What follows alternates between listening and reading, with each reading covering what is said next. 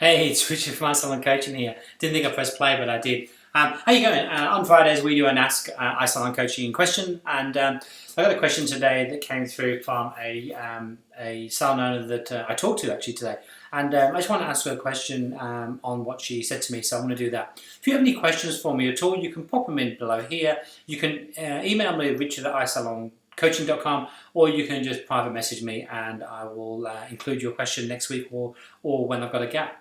So our topic this month for isalon Coaching is about money. It's a dirty word that we talk about. Do we have enough of it or not enough of it? And this particular salon owner that I spoke to today has a salon that was doing really, really well. In fact, it was doing more than well. It was storming. And it got to a stage where recently it feels like it's pitted off a little bit. Doesn't really know where.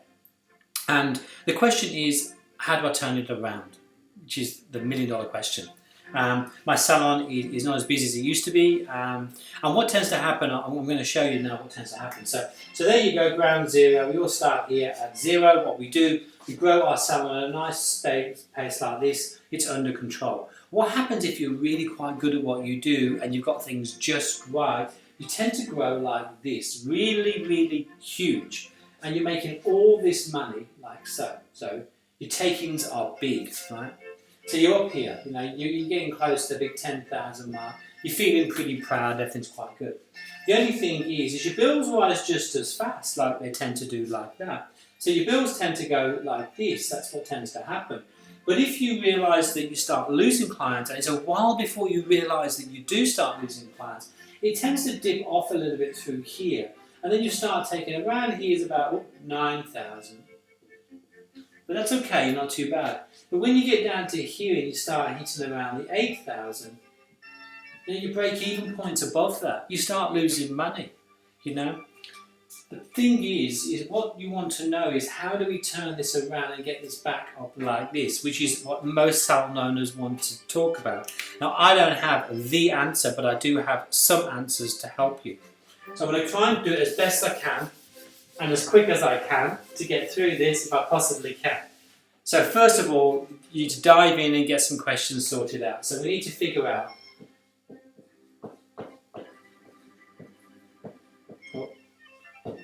what's your rebooks and what's your retention rate. Now anything, and another thing as well, what's your new client retention? Where is that sitting? Now most people, dive in your computers today, do it now while I'm here and have a quick look. I reckon most average salons are doing between 50 and 100 clients. I don't think you can see that, I might do it over here. Between 50 and 100 clients that are new each month. I should be a doctor with this writing, hey? So 50 to 100 new clients. And if you're average, you might keep about 20% of them. But you want to be good, which means you've got to keep 50% of them. You're not going to keep them all. Aim for 50, and you'll be amazed if you can get that far. I reckon only the top 2% of salons actually keep above 50% of brand new clients coming to their salon. So that should be your aim. If you're good, get yourself to 50. So I guarantee you have enough clients walking through the door. I know you do. Now what happens is, we have a 5-step system that you work through. That's a doorway by the bottom there. I might put a little reception desk in there so you know what it is. There you go. And what happens is, when a client arrives through here, we have touch points in the salon where we get the chance to really make a difference in their lives. They come to us. Nowadays they don't want to spend 4 hours in the salon, so they're not that sort of people anymore. You should know that. They probably want about 2 hours flat. They want to look like $1 million in 2 hours flat. They're happy to spend the money, but they want to be treated with some respect. See, a long time ago I was saying that the customer experience is gone, and it has, because they want more than that. They expect the standard now is just been set by most people that you need to go above and beyond what that is. So if your rebooks are low, if your retention rate is low, if your new client rate is low, what you've got, and I've showed you this before, you've got a big fat bucket. And that's a tap going in there, and what happens is you're just leaking water. He should be on TV, shouldn't he? So what tends to happen is you're leaking water. So It means that look at your system in your salon. So we go in depth about systems again, we've done it before, but we're not talking about them today. We're just talking about your touch points, your basic thing that you need to do. When someone arrives, are they greeted? Apparently, if in the first 20 seconds a new client will decide if she's coming back or not. 20 seconds. That's all it takes. You know, they still feel halfway through their journey, they still feel a bit nervous and a bit scared of what's going on. They're new. They're feeling like this. And if you don't put them at ease in the first 20 seconds, it's a good chance they're not coming back. They're so small, and in comparison of you not giving them eye contact or smiling at them or saying hi or how you direct them to where you want them to go. When they're here, do you want them to go direct to a station or come down here and sit in an armchair, you know, or an ottoman? And when they're sitting there and you give them a coffee, is there somewhere to put it? They don't want to feel awkward. Some people I know, when a new client comes in, the receptionist or a junior, whoever's free, gives them a tour of the salon. Talks about, like, this is where we do our colour, this is our colour bar, this is where we do our treatments, this is the reception area, and this is where our toilet is if you need to go. You can pop your handbag here and it'll be safe. Like, to make them feel at ease, because that's the key.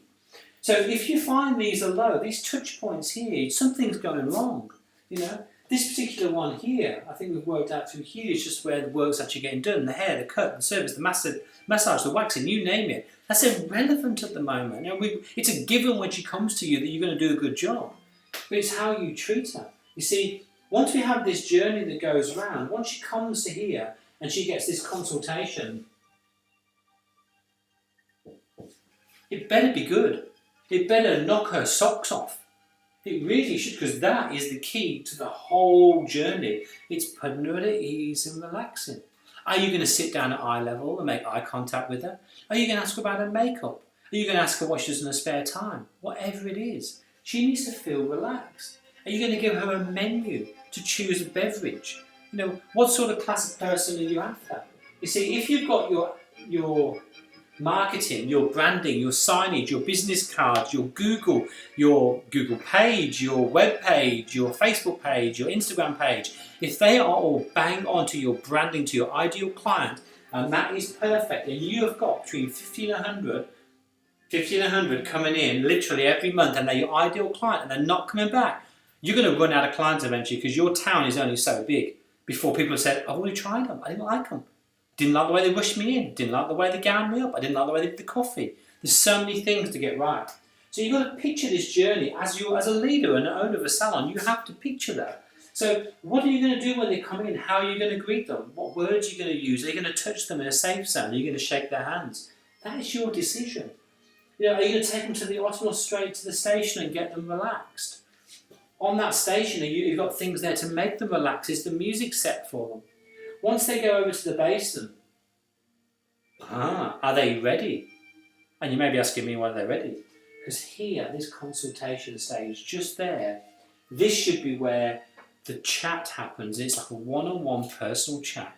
I'm going to set the seed for her to rebook, because when I do her hair, I want her to feel like she wants to come back, and I want her to come back. I'm also going to sell my retail at the consultation stage as well.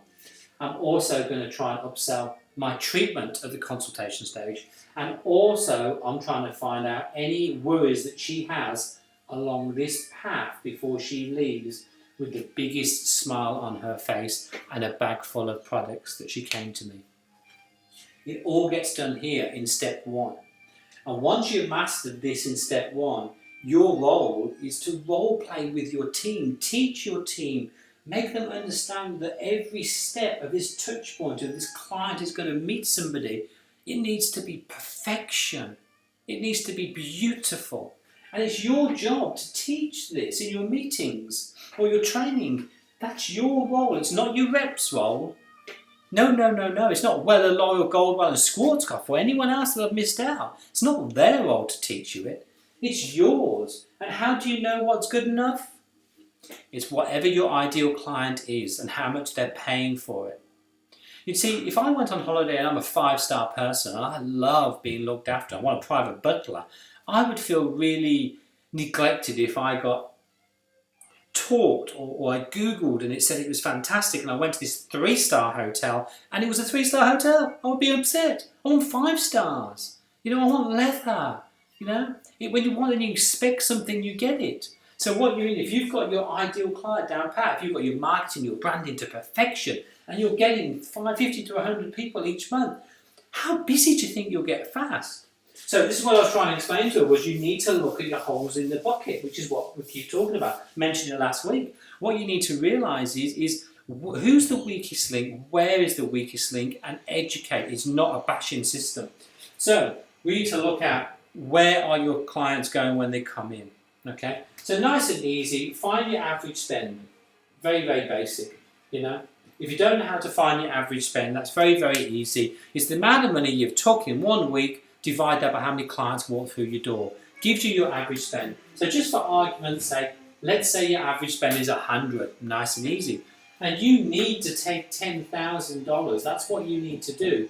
And you need to work out, when you divide the two together, how many clients you need. You need 100 clients a week. It's as simple as that. And all you need to do is go here. I need 100. We're over here.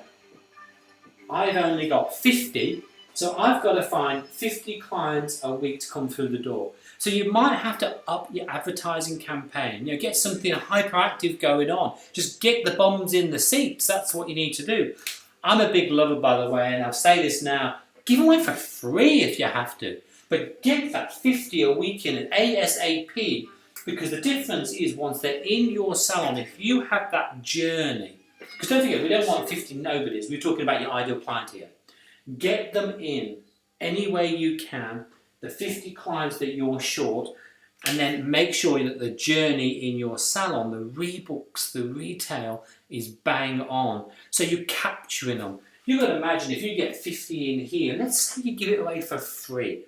50 people for free. $100, you do 50 to spend, equals you have $5,000. Week 1, okay. So what happens is, if you don't do the 50 free, you've still only got $5,000. Apart from you've got demoralised staff. But let's just say you do your 50 free.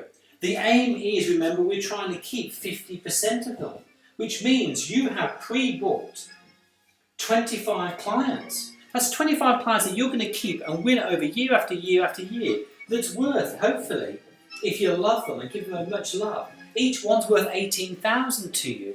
18,000 times 25 is a huge amount, just by giving 50 away for free. And I'm saying do this every single week until you're chockers. You've got to do something. You're not going to sit there on your chair, it's just going to happen. It will not happen anymore. Them days are gone. So you've got to get bums on seats. So if you've been discount to get them in, I say discount to get them in. Not that I endorse discounts and not that I endorse free. We're talking about a salon that's slightly declining. They've got staff that are sitting around doing nothing all day, feeling demoralised. You have to make sure before you go down this avenue, though, of doing discounts, and before you give them for free even, I'm saying give them for free, is the fact is you're getting 50 to 100 people in. Let's just say you get 100 in there, and you keep 50. You're going to be at this capacity before you know it. You're going to be full, chockers. Because what you need to do is master your client journey, the systems in your salon, and make sure they are down pat, which means stop the leaks. So easy. You stop the leaks, you do a team meeting, you get the team educated, you get people in the door any way you can, and you make sure they're rebooked. This is not get money in the till as quick as possible, because what you do is you rush everyone through and you're back to where you are before you know it. This is changing your life. This is about getting clients in and knowing exactly what these clients want. So if you do not know how to find your ideal client, that's the first thing you need to learn.